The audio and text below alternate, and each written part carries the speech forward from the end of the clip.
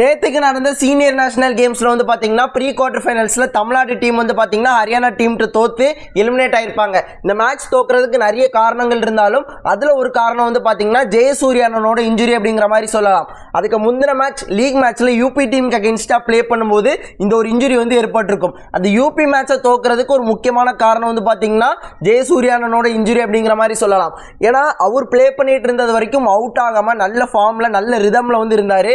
கண்டினியூஸா பாயிண்ட்ஸ் வந்து எடுத்து கொடுத்துட்டே இருந்தார். அவருக்கு இன்ஜுரி ஆகி வெளியே போன உடனே அந்த ஃபால் டவுன் வந்து ஆக ஆரம்பிச்சிச்சு. அண்ட் அதன் பிறகு கம்பேக் கொடுத்து கடைசியில் தோத்துட்டாங்க. மேபி அவர் இருந்திருந்தார் அப்படின்னா ஜெயிக்கிறதுக்கு வாய்ப்புகள் அதிகமாக இருந்திருக்கும். ஆனால் அதே விஷயம் தான் ஹரியானா மேட்ச்லையும் ஒரு மெயின் ரைடர் ஜெயசூர்யானை இறக்கி விட்டாங்க. பட் அவரால் முடியல, கொஞ்ச நேரத்திலேயே வெளியே எடுத்துட்டாங்க. அவர் மட்டும் அதே கண்டினியூஸாக நல்ல ஃபார்மில் இருந்திருந்தார் அப்படின்னா அந்த மேட்சை ஜெயிக்கிறதுக்கு கூட வாய்ப்புகள் அதிகமாக இருந்திருக்கும்.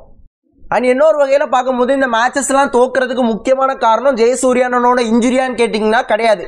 அது வந்து ஒரு காரணம், ஓகேங்களா. முக்கிய காரணமாக நான் சொல்லவே மாட்டேன். ஏன்னா இவ்வளோ பெரிய டோர்னமெண்ட் நம்ம ப்ளே பண்ண வரோம். அப்போ நம்ம எல்லாத்துக்குமே தயாராகி தான் வந்திருக்கணும். ப்ராப்பரான பேக்கப் பிளேயர்ஸை வந்து வச்சிருக்கணும், ஓகேங்களா.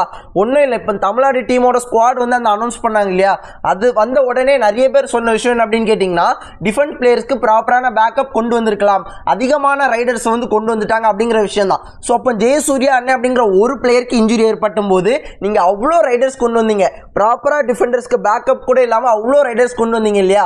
ஸோ அதுல இருந்து ஒருத்தர் கூட அவரை ரீப்ளேஸ் பண்ண முடியல அப்படிங்கும்போது எதுக்காக அவ்வளோ பேரை கொண்டு வந்திருக்கணும் அப்படிங்கிறத என்னோட கேள்வி.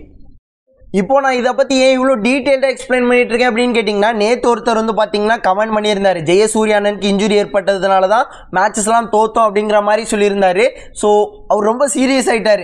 நீங்கள் என்ன ப்ரோ ஜெயசூர்யாவை பற்றி பேசவே இல்லை, ஜெயசூர்யாவோட வேல்யூ தெரியாமல் பேசுகிறீங்க, இந்த மாதிரிலாம் பேசிகிட்டு இருந்தார். ஸோ அவருக்கான ஒரு எக்ஸ்பிளனேஷன் வீடியோ தான். ஜெயசூர்யானே இன்ஜுரி ஆனது வந்து பார்த்தீங்கன்னா தமிழ்நாடு டீமுக்கு ஒரு டிஸ்அட்வான்டேஜ் தான், ஓகேங்களா. அது வந்து நான் இல்லைன்னு சொல்லவே இல்லை, அது ஒரு பாதிப்பு தான், எல்லாமே ஓகே தான். பட் இந்த மாதிரி ஒரு டோர்னமெண்ட் ப்ளே பண்ணுறோம், தமிழ்நாடு ரெப்ரசன்ட் பண்ணி ப்ளே பண்றோம் அப்படிங்கும்போது எல்லாத்துக்குமே தயாராகி தான் நம்ம வந்திருக்கணும். ப்ரோ ஜெயசூர்யானோட வேல்யூ எனக்கு நல்லாவே தெரியும் ப்ரோ. ஸோ பிகேஎல் சீசன் 10ல் அவருக்கு இன்ஜுரி ஏற்படும் போது ஃபுல் சீசன் ப்ளே பண்ண முடியல. அவர் ப்ளே பண்ணியிருந்தார் அப்படின்னா சூப்பராக ப்ளே பண்ணியிருப்பார் அப்படிங்கிற மாதிரி வீடியோ போட்ட ஆளில் வந்து பார்த்தீங்கன்னா நானும் ஒருத்தன், ஓகேங்களா. ஸோ அவரோட வேல்யூ எனக்கு தெரியாமல் இருந்துச்சு அப்படின்னா அந்த நேரத்தில் வீடியோ போட்டிருக்க மாட்டேன். ஸோ தெரிஞ்சனால தான் போட்டிருக்கேன். இந்த ஒரு டோர்னமெண்ட்டில் எதனால் அவரோட இன்ஜுரியை பற்றி பெருசாக பேசலை அப்படின்னு கேட்டிங்கன்னா, இப்போ நம்ம தமிழ்நாட்டிலேயே அவங்களுக்கு பிடிச்ச பிளேயர்ஸ் வேறு ஸ்டேட்டில் ப்ளே பண்ணுவாங்க அப்படிங்கிறதுனால மற்ற ஸ்டேட்ஸுக்கு சப்போர்ட் பண்ணுவாங்க, ஓகேங்களா. ஸோ அதனால் அவங்கக்கிட்ட நான் இந்த ஜெயசூர்யா இன்ஜுரினால தான் தமிழ்நாடு டீம் தோத்தாங்க அதை ஒரு காரணமாக சொன்னேன் அப்படின்னா அவங்க வேற ஏதாவது குதர்க்கமாக ஒரு சில பேர் வந்து கேட்பாங்க. எல்லாரையும் சொல்லலை, ஒரு சில பேர் வந்து பார்த்தீங்கன்னா குதர்க்கமாக கேட்பாங்க. ஸோ அவங்க கிட்டலாம் பதில் சொல்லிட்டு இருக்க முடியாது அப்படிங்கிற காரணத்தினால மட்டும்தான் நான் அதை பற்றி பெருசாக பேசலை. அண்ட் அடுத்ததாக யூம்பா டீம் அவங்களோட அடுத்த கோச் யார் அப்படிங்கிறதுக்கான அப்டேட் வந்து தந்திருக்காங்க. அவங்க வந்து ஒரு ரீல்ஸ் வந்து அப்லோட் பண்ணியிருக்காங்க. அதில் என்ன மென்ஷன் பண்ணியிருக்காங்க அப்படின்னா அந்த 7 லெட்டர் நம்பர் 7 வந்து பார்த்தீங்கன்னா ரொம்ப ஹைலைட் பண்ணி காமிச்சிருக்காங்க. ஸோ அதை வச்சே நம்மளால் கண்டுபிடிக்க முடியுது ராகேஷ் குமார் தான் அடுத்த சீசன் யூம்பா டீமாக கோச் பண்ண போகிறார் அப்படிங்கிற மாதிரி. இப்போதைக்கு இந்தியன் ரயில்வேஸ் டீமுக்கு இந்த டோர்னமெண்ட்டில் ஹெட் கோச்சாக இருக்கார். அண்ட் கடைசி அப்டேட், முக்கியமான அப்டேட், இன்னைக்கு சீனியர் நேஷனல் கேம்ஸோட ஃபைனல்ஸ் வந்து நடக்குது. செமிஃபைனல்ஸ் எல்லாமே முடிஞ்சாச்சு. ஃபைனல்ஸில் சர்வீஸ் டீமும் இந்தியன் ரயில்வேஸ் டீமும் மோதிக்க போகிறாங்க. நான் இந்த வீடியோ அப்லோட் பண்ணும்போதோ இல்லைனா முடிஞ்சப்புறமோ இந்த மேட்சஸ் நடந்துட்டு இருக்கலாம், முடிஞ்சிருக்கலாம், அதெல்லாம் பற்றி நாளைக்கு பார்க்கலாம், ஓகேங்களா. பட் செமிஃபைனல்ஸில் இந்தியன் ரயில்வேஸ் டீமோ யூபி டீமோ மோதினாங்க. அந்த மேட்சை கண்டிப்பாக பார்க்கணும். அந்த மேட்ச் ஜெயிக்கிறதுக்கு ஒரு முக்கியமான காரணம் சுதாகரன் தான். லாஸ்ட் டைமும் செமிஃபைனல்ஸை ஜெயிக்கிறதுக்கு முக்கியமான காரணம் சுதாகரன் தான். ஒரு சூப்பர் ரைடு வந்து எடுத்திருப்பாரு ராஜஸ்தான் டீம் கூட. இப்போவும் அவர் தான் காரணம்.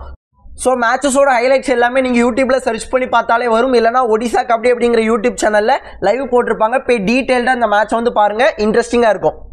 அண்ட் செமிஃபைனல்ஸ் 2 வந்து பார்த்தீங்கன்னா நான் பார்க்கல, இனிமேல் தான் போய் பார்க்கணும். ஸோ நாளைக்கு ஃபைனல்ஸ் எல்லாத்தையும் பற்றி டீட்டெயிலாக வீடியோ போட்டுருவேன். ஸோ மிஸ் பண்ணாமல் பாருங்கள்.